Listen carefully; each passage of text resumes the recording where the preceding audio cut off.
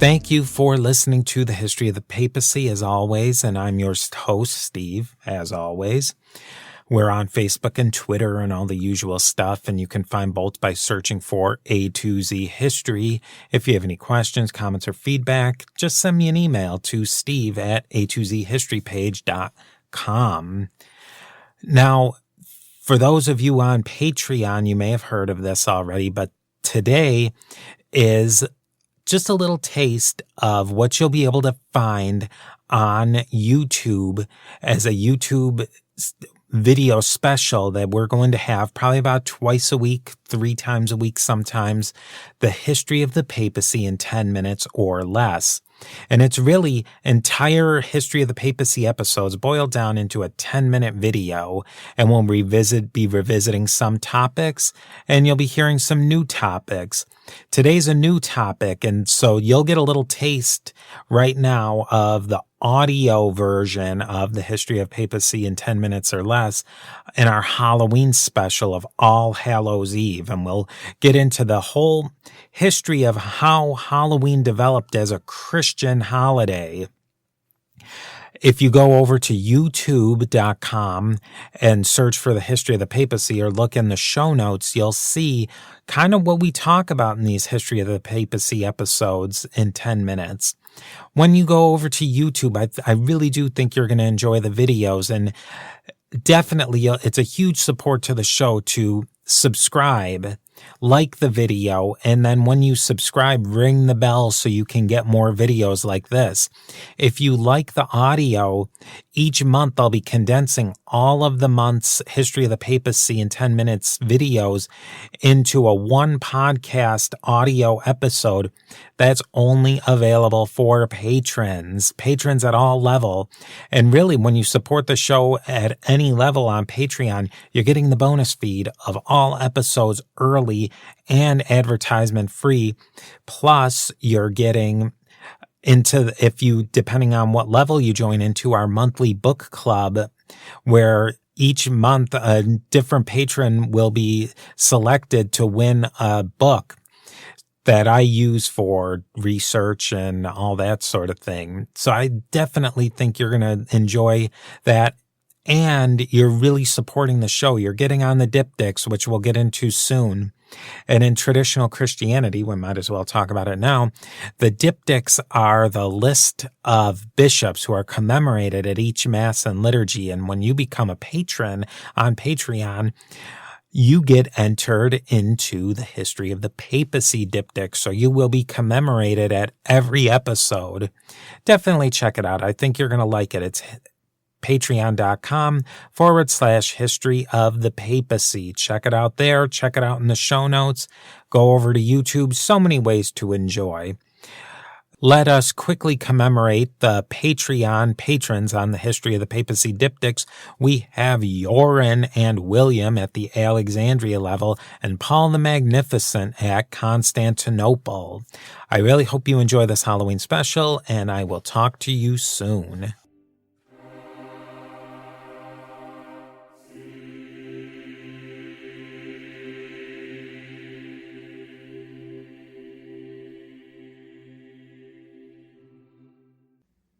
Welcome back to the History of the Papacy podcast in 10 minutes or less. At least we try.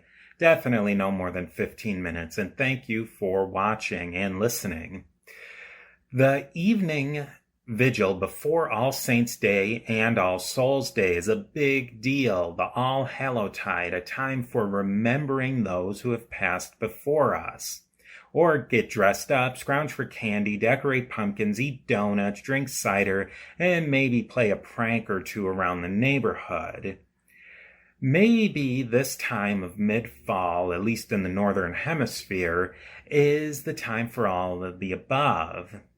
As with many holidays names in English, the name we use today really obscures the topic or the theme of the holiday. And Halloween is a prime example of this. Halloween is a contraction of All Hallows Evening. All Hallows Evening even obscures the meaning of the holiday too. In the Christian context, at least, Halloween is the vigil or the end-of-day liturgical service before the feast of All Saints' Day and then the following day of All Souls' Day. We're going to take a quick look at Halloween through the lens of a Christian holiday. How do the traditions of secular Halloween and the All Saints' Day Eve and All Souls' Day Eve line up? What influence did they have on the development of each other? The purpose of these 3 days is to commemorate and celebrate the dead. We have to separate that from the celebration of death that's often associated with Halloween. People remember their parents, grandparents, uncles, and aunts, and all of those loved ones who have died. They also celebrate the holy people or the saints of the church. And that's another place where the English language obscures a traditional meaning. Saint just simply means a holy person, but you'll also see hallow or hallowed, which also just means holy. A saint is a person who is holy, someone who's been deemed by the church to essentially be holier than most, or determined to be holy enough in life to be in heaven after their death. Now, where did the celebration of the dead come from? Celebrating and memorializing the dead is as old as humanity and cuts across all cultures, so that doesn't really help us. In the Christian context, in the very first few centuries of Christianity, there were several individual days to celebrate the dead. So let's talk about what celebrating the dead looks like in Christianity. And that gets us back to the evening of the day before the feast. All of these things, feast, evening song, vigil, vespers, they're all tied to liturgical practices. On the night before All Saints' Feast, a Vesper service is done, and that's on October 31st. The usual other liturgical hours are done, and then a special liturgy or mass is done on the actual All Saints' Day, November 1st. Then the cycle runs through again on All Souls' Day, November 2nd. This is all in context of church liturgical celebration. Today, running through the entire schedule of services is not common at most parishes, and it's more likely to be done in a monastery, and even if it's done there either. In the past, more people would have celebrated this whole process, though. Let's go back, far back to even before the Middle Ages. Several days were used throughout the year to celebrate the dead, and they were generally around the Lenten time. There were 7 official days. Souls Days, All Souls Days during the year were usually celebrated on Saturdays, the day Jesus spent in the tomb after the crucifixion. Saturday celebration symbolized the dead person still being in the tomb before the resurrection. Each saint has a dedicated day to be remembered. Now, the main or most important day to celebrate All Saints' Day in this pre-Middle Ages time in the Catholic Church was the first Sunday after Pentecost, which is a movable holiday celebrated 50 days after Easter, and it can be either in May or June. And as a matter of fact, the Eastern Orthodox Christians and Eastern Christians in general still celebrate the dead under this schedule. There's a variety of liturgical services and traditions surrounding the commemoration of the dead, eating special foods, blessing of graves, and it's really a connection between the spiritual and the grave in their earthly body.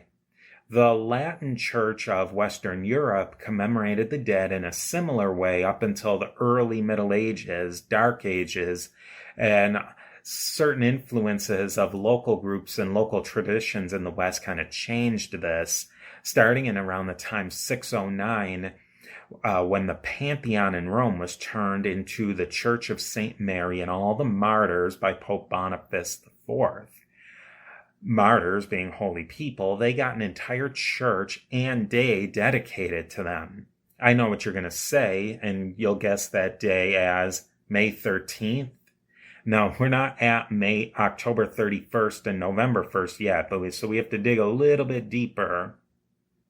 About 100-odd years later, in the 730s, Pope Gregory III dedicated a chapel in St. Peter's to all the saints on November 1st, and he changed the date of All Saints' Day to November 1st.